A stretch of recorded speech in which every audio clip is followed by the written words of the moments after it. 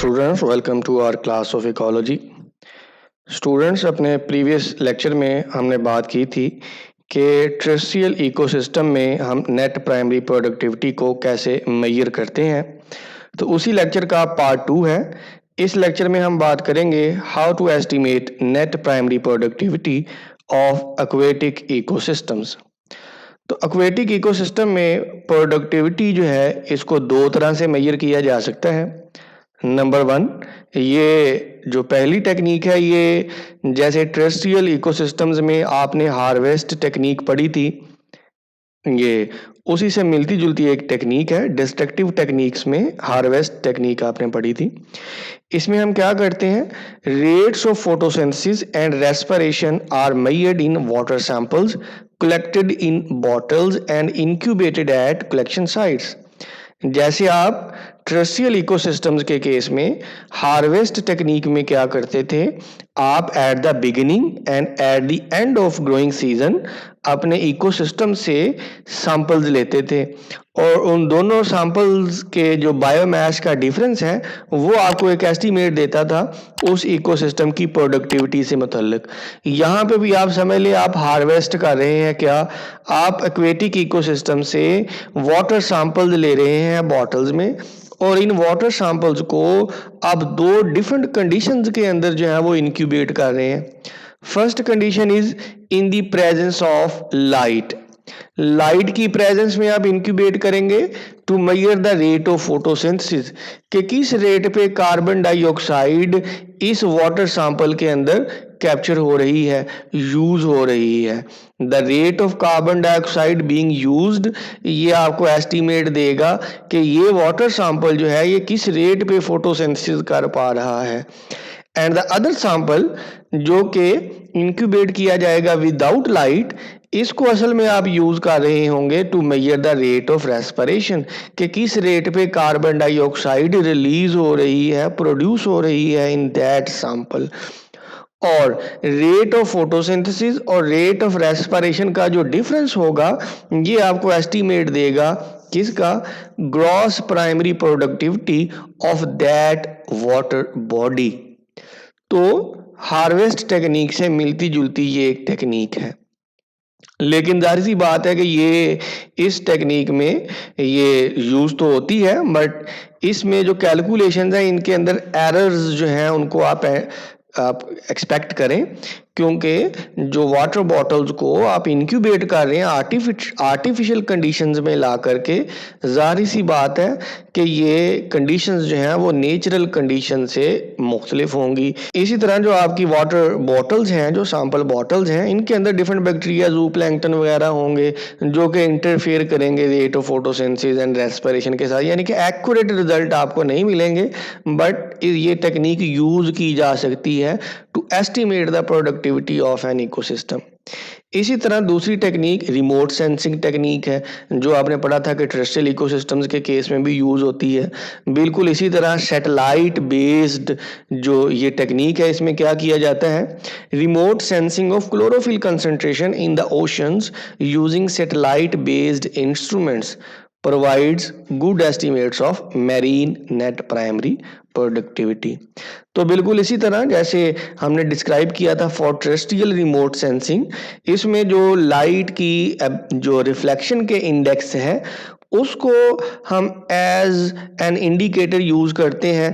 कि आपने पढ़ा कि क्लोरोफिल जो है ये ग्रीन और येलो लाइट को रिफ्लेक्ट करेंगे, तो जहाँ पे ग्रीन और येलो लाइट की रिफ्लेक्शन ज़्यादा हो रही होगी आप समझेंगे कि वहाँ पे ऑटोट्रॉफ्स की जो कह लें कि पॉपुलेशन हैं वो ज़्यादा डेंस हैं, और इन पॉपुलेशन डेंसिटीज़ की बेस पे आप उन एरियाज़ की प्रोडक्टिविटी को कह लेंगे एस्टिमेट करेंगे। जहाँ ऑटोट्रॉफ्स की डेंसिटीज ज़्यादा होंगी वहाँ पे प्रोडक्टिविटी भी ज़्यादा होगी, और इस प्रोडक्टिविटी को हम एक कलर ग्रेडियंट की मदद से यहाँ पे रिप्रेजेंट कर रहे हैं। तो जैसे आप देखें यहाँ से आप ब्लू से रेड की तरफ चल रहे हैं, नेट प्राइमरी प्रोडक्टिविटी जो है वो grams gram calories per metre square per year के एतबार से इंक्रीज कर रही हैं। तो net primary productivity is highest in zones of upwelling in coastal areas. Coastal areas में देखें नेट प्राइमरी प्रोडक्टिविटी ज़्यादा है, ऑफ शोर एरियाज के अंदर प्रोडक्टिविटी कम है। ब्लू यहाँ पे आपको सारा नज़र आ रहा है। इसकी रीज़न क्या है? क्योंकि ये जो कोस्टल एरियाज हैं, यहाँ पे जो कॉन्टिनेंट से जो सेडिमेंट्स हैं वो लगातार ऐड हो रहे होते हैं पानी के अंदर, और इन सेडिमेंट्स के ज़रिए से न्यूट्रिएंट्स, सारी बात है, पानी में ऐड हो रहे होते हैं। इसलिए कोस्टल एरियाज़ की productivity due to availability of nutrients ज़्यादा होगी as compare to offshore areas.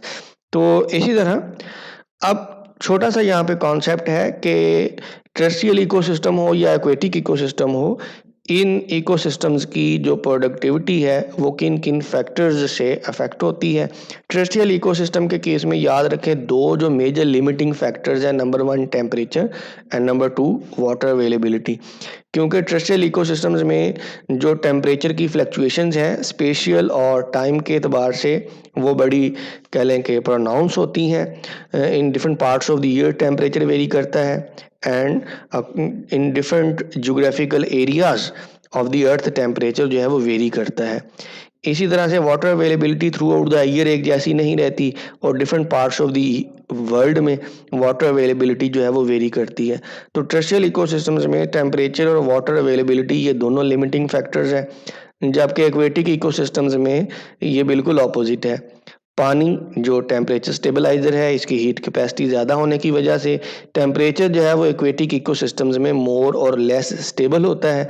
इसलिए टेम्परेचर जो है वो एक लिमिटिंग फैक्टर एक्वेटिक इकोसिस्टम्स में नहीं बनता। इसी तरह वाटर अबंडेंटली अवेलेबल है, तो वाटर भी एक्वेटिक इकोसिस्टम्स में लिमिटिंग फैक्टर नहीं होता, बल्कि एक्वेटिक इकोसिस्टम्स के लिमिटिंग फैक्टर्स में शामिल है number 1 nutrients and number 2 light penetration. जैसे जैसे वाटर बॉडी की डेप्थ बढ़ती जाएगी तो डीपर लेयर्स ऑफ वाटर जो है they will receive less light, और लेस लाइट होने की वजह से रेट ऑफ फोटोसिंथेसिस कम हो जाएगा, प्रोडक्टिविटी भी लोअर लेयर्स की कम हो जाएगी। इसी तरह जो न्यूट्रिएंट्स हैं they tend to precipitate towards lower layers. Upper layers के अंदर न्यूट्रिएंट्स जो हैं उनकी कमी रहती है, तो अपर लेयर्स में आपने देखा कि न्यूट्रिएंट्स जो हैं वो लिमिटिंग फैक्टर होंगे, और लोअर लेयर्स के अंदर लाइट लिमिटिंग फैक्टर होगी। इनको हम मज़ीद इन डिटेल डिस्कस करेंगे टेरेस्ट्रियल और एक्वेटिक इकोसिस्टम्स के ये जो लिमिटिंग फैक्टर्स हैं, जब हम डिफरेंट इकोसिस्टम्स को बारी बारी इन डिटेल डिस्कस करने जा रहे होंगे।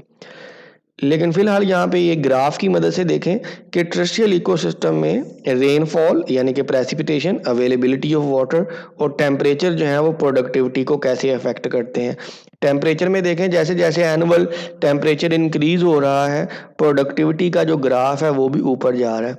तो productivity with the increase in temperature increase हो रही है, क्योंकि जो हाई टेम्परेचर है ये हाई मेटाबॉलिक रेट्स को मेंटेन करने में हेल्प करेगा।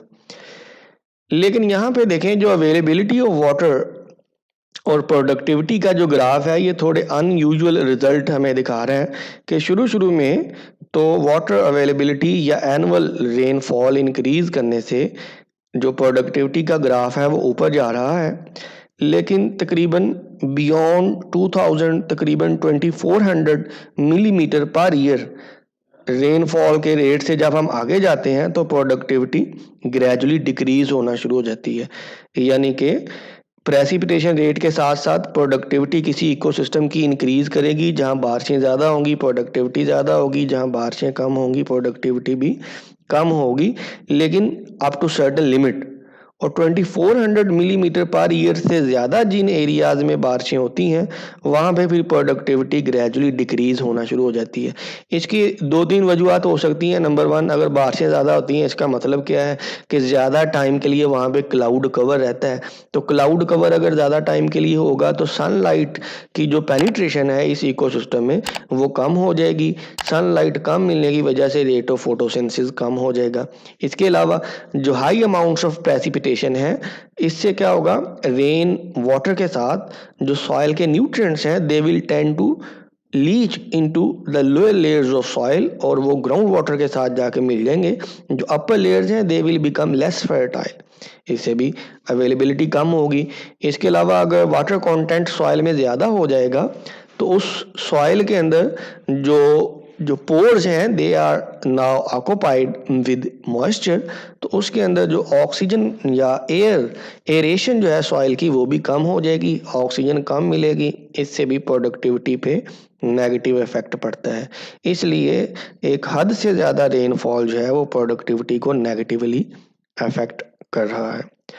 आखिर में एक छोटा सा कॉन्सेप्ट, जैसे आपने प्राइमरी प्रोडक्शन पढ़ा, तो सेकेंडरी प्रोडक्शन क्या है? प्राइमरी प्रोडक्शन क्या था कि rate at which autotrophs fix inorganic carbon into organic compounds, या rate at which photosynthesis is being taking place.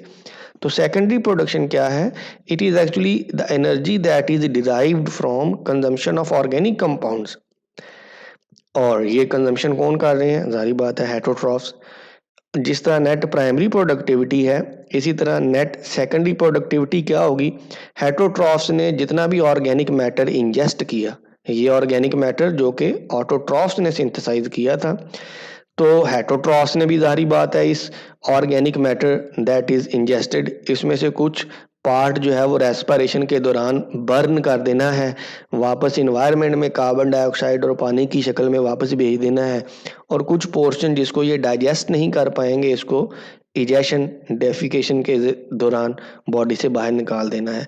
तो नेट सेकेंडरी प्रोडक्शन क्या होगी कि total organic matter that is ingested minus organic matter that is respired back into the environment and the matter that is egested from the body।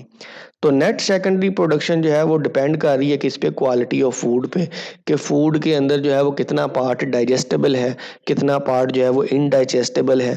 इसी तरह उस food की जो कह लें कि कंपोजिशन है, उसमें कार्बोहाइड्रेट पोर्शन कितना है, प्रोटीन पोर्शन कितना है, लिपिड पोर्शन कितना है।